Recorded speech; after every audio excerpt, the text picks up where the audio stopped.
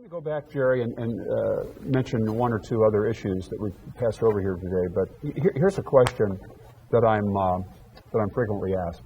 Well, yeah, this guy's a sex offender, whether he's on or off a registry, but we know that he's a sex offender. He's had sexual contact with minors and such. But that was 30 years ago.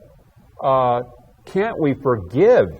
And so I see this powerful motivation on the part of church leaders to show mercy. How can we hold this against him? It was 30 years ago. Well, let me answer that.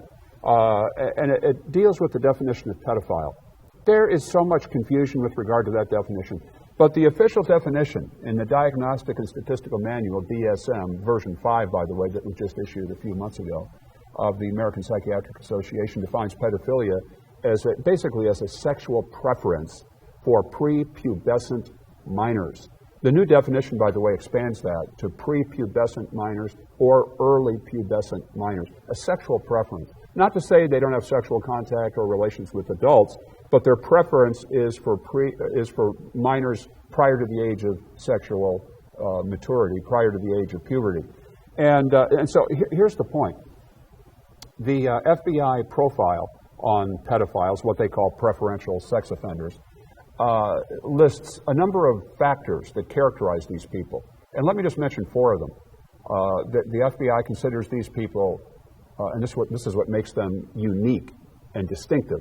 They're promiscuous, with the average number of individual victims, not the same victim multiple times, 117 over the course of a life. Some of them, thousands. So promiscuity. Number two, predatory behavior. They're constantly looking for victims. Their behavior, they eat, live, think, dream, sleep, thinking about how can I access victims. Predatory. Number three, incurable. No known case in medical history where such a person has been cured from this orientation. They can be controlled, but not cured, kind of like alcoholism. And number four, one of, if not the highest recidivism rate of any criminal behavior, meaning the chance of repeat behavior in the future is extraordinarily high. So the point is this, given these characteristics, pedophiles are kind of a unique, they're a toxic, they're a nuclear risk to the church. So certainly somebody who had molested an 8-year-old 30 years ago, does that mean we can show mercy today? No, that's a lifelong incurable orientation, a sexual attraction or preference for prepubescent children. So you need to keep that in mind here. What are the ages of the victims? And if you're looking at potentially prepubescent children, it doesn't make any difference how long ago those offenses occurred.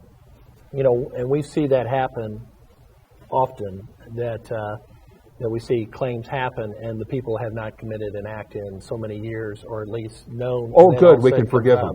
Yeah. The other thing that I would also say is